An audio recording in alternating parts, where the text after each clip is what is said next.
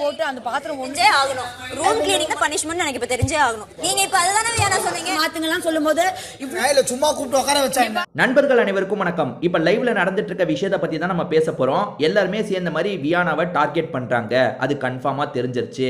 இதுக்கு முன்னாடி சொல்லும் போது என்ன சொல்லியிருப்பேன்னா, வியானா வேலை பார்க்கறதுக்கு கொஞ்சம் சோம்பேறித்தனம் படுறாங்க போல. ஏன்னா டார்கெட் பண்றாங்க, அந்த வேலையை செய்ய சொல்றாங்க, இந்த வேலையை செய்ய சொல்றாங்கன்னு புலம்புறாங்க. அப்படி டார்கெட் பண்றாங்களா இல்லையான்றது கன்ஃபார்மா தெரியல, போக போக தெரியும்னு சொன்னேன். கண்டிப்பா டார்கெட் பண்றாங்க. இந்த ஆதிரை போன வாட்டியும் சூப்பர் டீலக்ஸ் ஹவுஸை சேர்ந்தவங்க தான். போன வாட்டி இவங்க ஏதாவது வேலை கொடுத்து நீங்க பாத்தீங்களா? ஒரு வேலையும் கொடுக்கல. அந்த எஃப்ஜே கூட சண்டை ஏற்படும் போது தான் எஃப்ஜேக்கு சின்ன சின்ன விஷயங்கள்லாம் பண்ண வச்சாங்க. அப்போ மட்டும்தான் அவங்க டாஸ்க்கு கொடுத்தாங்களே தவிர மற்ற யாருக்குமே டாஸ்க்கு கொடுக்கல. அவங்க சூப்பர் டீலக்ஸ் ஹவுஸ் ஆள் மாதிரியே செயல்படல. ஆனா இந்த இடத்துல வியானாக்கு வேணுட்டே டாஸ்க்கு கொடுக்குறாங்க. நல்லா புரிஞ்சுக்கோங்க, வியானா பார்வதிக்கு ஏற்கனவே ஒரு வேலை இருக்கு. அதாவது அவங்க அந்த சூப்பர் டீலக்ஸ் ஹவுஸ் இருக்கு பார்த்தீங்களா, அதில் அவங்க என்னெல்லாம் சொல்றாங்களோ அதை பண்ற வேலை இருக்கு. அதை தாண்டிலாம் வேற சில விஷயங்கள ஆதிரை சொல்றாங்க. வியானா என்னால முடியாதுன்ற மாதிரி விலகி போறாங்க. அது எப்படி முடியாதுன்னு சொல்லுவ? ஏன் நீ உள்ள மட்டும் தான் வேலை பார்ப்பியா? அதை தாண்டி நாங்க என்ன வேலை சொன்னாலும் நீ செய்யணும் அப்படின்ற மாதிரி சொல்றாங்க. ரைட்டுமா, நீ இதெல்லாம் போன வாட்டி பண்ணியா? சரி, இந்த வாட்டி கூட நீ பண்ணு. அதுல கொஞ்சமாவது உனக்கு நியாயம் வேணா? என்ன, எதுக்கு நீ இப்ப வியானாவை திரும்ப திரும்ப டார்கெட் பண்ணிட்டு இருக்க? எதுக்கு தெரியுமா டார்கெட் பண்ணிட்டு இருக்க? வியானா, நீ வந்து சூப்பர் டீலக்ஸ்க்காக விளையாடல, பிக் பாஸ் ஹவுஸுக்காகவே தான் விளையாண்ட. அதே மாதிரி எஃப்ஜேவோட பொம்மையெல்லாம் கொண்டு போய் எஃப்ஜேக்கு சப்போர்ட் பண்ணி விளையாண்டன்றத போட்டு உடச்சிட்டாங்க, உன்னை ஜெயிலுக்கு அனுப்பிட்டாங்க. உன் மூஞ்சி வெந்து போயிருச்சு, அதுக்காக பழி வாங்குறதுக்காக இப்படி பண்ணிட்டு இருக்க. சரிங்க, இதெல்லாம் கூட நான் மன்னிச்சிருவேன். இங்க ஒரு கேங் இல்லைன்ற மாதிரி இன்னமும் நிறைய பேர் நம்பிட்டு இருக்கீங்க. ஆனா கண்டிப்பா கேங் இருக்கு. அந்த கேங்ல உறுதியான ஆளுங்க யாருன்றதை நான் சொல்லிடுறேன். கனி அக்கா இருக்காங்க, ஆதிரை இருக்காங்க, எஃப்ஜே இருக்காங்க, நம்ம சபரி அண்ணன் இருக்காரு. இதை தாண்டி அந்த கேங்குக்கு வரதும் போறதுமா பிரவீன்ராஜ் இருக்காரு, அதுக்கப்புறம் விக்ரம் இருக்காரு. அவங்கெல்லாம் எப்படின்னா அந்த டீமுனோ சொல்லிக்கலாம், டீம் இல்லைனோ சொல்லிக்கலாம். ஆனால் 4 பேர் கன்ஃபார்மா இருக்காங்க. அதில் நம்ம கனியாக்காவும் இருக்காங்க. இப்போ கனியாக்காக்கு தலைவர் பதவி வேற தந்துட்டாங்களா?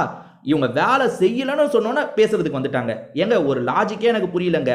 வியானா அதுக்கு சரியான பதிலடி கொடுத்தாங்க. கனிக்கு என்ன தெரியுமா சொல்லிட்டாங்க? அக்கா, நீங்கள் வந்து ஓவராலாக ஒரு விஷயத்தை அவங்க பண்ண சொல்லி நான் பண்ணலன்னு வச்சுக்கோங்க, அதுக்கப்புறம் வந்து நீங்கள் கேளுங்க. ஒவ்வொரு விஷயத்துக்கும் இப்படி நடுவில் வந்து கேட்டு என்ன ப்ரெஷர் பண்ணாதீங்க. வேணும்ட்டே நீங்கள் என்ன டென்ஷன் பண்ணுறதுக்காக இப்படி பண்ணுறீங்கன்ற மாதிரி சொல்கிறாங்க. இப்போ நான் உங்களுக்கு புரியுற மாதிரி சொல்கிறேங்க.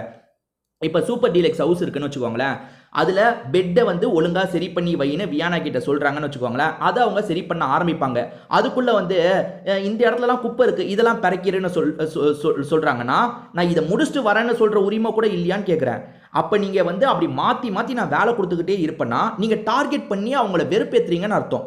அதுக்கு இவங்கள இப்போ ஒரு வேலை பண்ணிட்டு இருக்கும் போதே இன்னொன்று வேலை கொடுக்கும் போது நான் இதை முடிச்சுட்டு வந்து பண்ணுறேன்னு சொன்னால் உடனே வந்து கனி கிட்ட போய் சொல்லிடுறாங்க. கனி வந்து என்ன நீ பண்ண மாட்டேன்னு சொல்கிற, பண்ணி தான் ஆகணும்.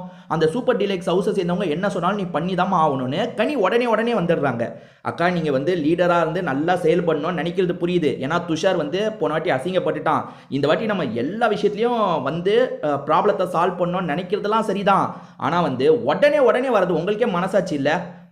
அவங்க எஃப்ஜே ஆதிரை வேணும்ட்டே தான் பண்ணுறாங்கன்னு தெரிஞ்சோம் இவங்க உடனே வியானா கிட்ட நீ அதை பண்ண மாட்டியா, நீ பண்ணி தான் ஆகணும்னு பேசுறது எப்படிங்க சரியா இருக்கும்?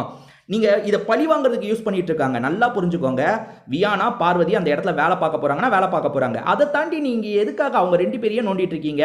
ஏன் விக்ரம் பிக் பாஸ் ஹவுஸை சேர்ந்தவர் தானே, அவர்கிட்ட ஏன் போக மாட்டேற? பிரவீன்ராஜ் பிக் பாஸ் வீட்டை சேர்ந்தவர் தானே, சூப்பர் டீலக்ஸ் வீட்டை சேர்ந்தவர் இல்லைல்ல, அவர்கிட்ட ஏன் போக மாட்டேற? இப்ப சபரி மாறிட்டாரு. இதுக்கு முன்னாடி நீ சபரி கிட்ட போயிருக்கியா? சபரி இப்ப சூப்பர் டீலக்ஸ் ஹவுஸ், ஆனா இதுக்கு முன்னாடி பிக் பாஸ் ஹவுஸ்ல தானே இருந்தாரு. அவர்கிட்ட எதுக்காவது போயிருக்கியா? ஏன் கனி கிட்ட போயிருக்கியா? யார்கிட்டயும் போகாம வியானா கிட்ட மட்டும் இப்ப எதுக்காக வரீங்க? வியானா உங்களை பத்தி வெளியே சொல்லிட்டாங்க. அதாவது அந்த ஜெயிலுக்கு அனுப்புற டாஸ்க் வந்தது பாத்தீங்களா, ஜெயிலுக்கு 2 பேரை செலக்ட் பண்ணோன்னு, அதுல ஆதிரை பேரை போட்டு பொலன்னு பொழந்துட்டாங்க. அரோராக்கு ஒரு பக்கம் வியானா மேல கடுப்பு இருக்கு, ஆதிரைக்கும் கடுப்பு இருக்கு. அந்த கடுப்பை தாங்க இப்படி வெளிப்படுத்திட்டு இருக்காங்க. நீங்க லைவ்ல பார்த்துருந்தீங்கன்னா தெரிஞ்சிருக்கும். வேணுட்டே திரும்ப வேலை கொடுத்துட்டு இருக்காங்க. கனி உடனே வந்துடுறாங்க. பார்ப்போம், இதுக்கப்புறம் இன்னும் ஒரு 6 நாள் இருக்குல்ல, கனி எந்த அளவுல லீடர்ஷிப் பண்றாங்கன்றது இன்னும் கொஞ்ச நாள்ல போக நமக்கு தெரிஞ்சிருங்க.